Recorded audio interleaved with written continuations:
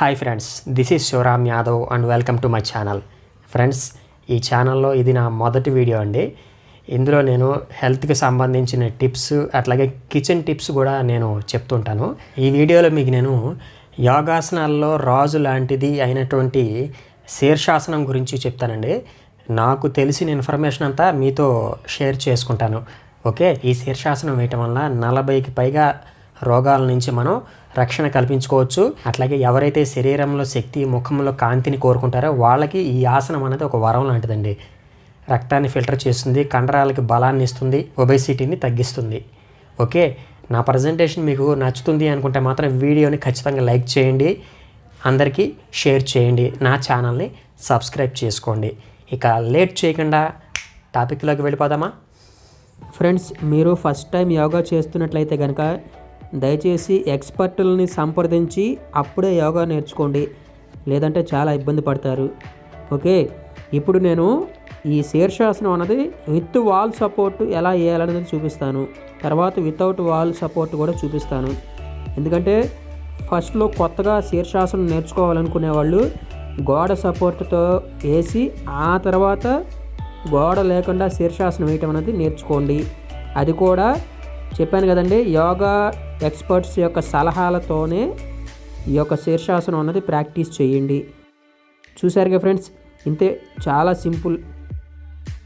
ఈ శీర్షాసనం వేయటం వల్ల జుట్టు రాలే సమస్య ఉన్న వాళ్ళకి ఆ సమస్య చాలా వరకు తగ్గుతుంది.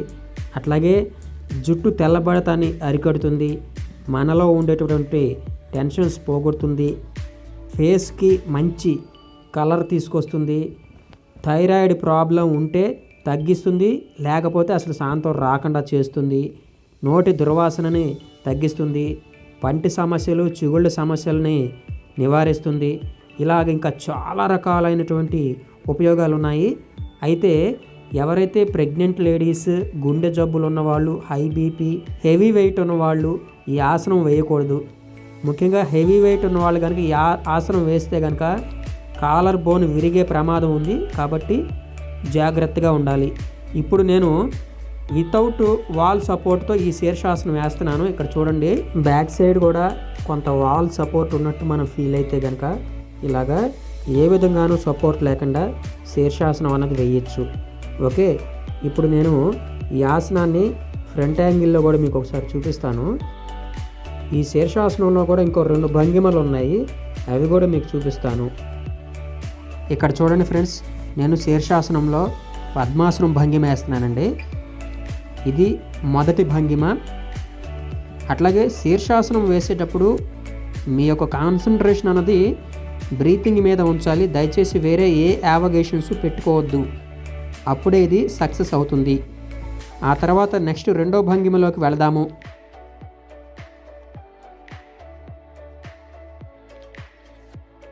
ఇక్కడ చూడండి ఫ్రెండ్స్, నేను ఇప్పుడు శీర్షాసనంలో సూర్య నమస్కార భంగిమ చేస్తున్నానండి.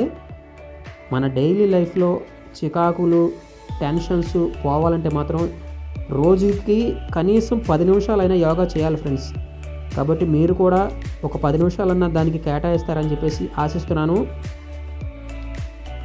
ఇలాగా మనం చేయగలిగినంతసేపు ఈ శీర్షాసనం అన్నది వేసి ఆ తర్వాత శవాసనం వేయాలి ఫ్రెండ్స్.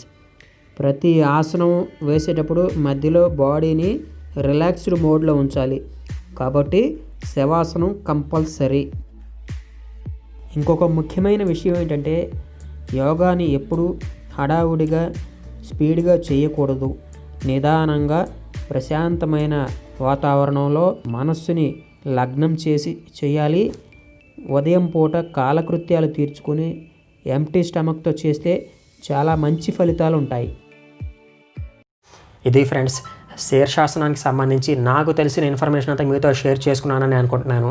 ఈ వీడియో నచ్చితే లైక్ చేయండి, వేరే వాళ్ళకి ఉపయోగపడుతుంది అనుకుంటే షేర్ చేయండి, నా ఛానల్ని కూడా వాళ్ళ చేత సబ్స్క్రైబ్ చేయించండి. Thank you. జై హింద్.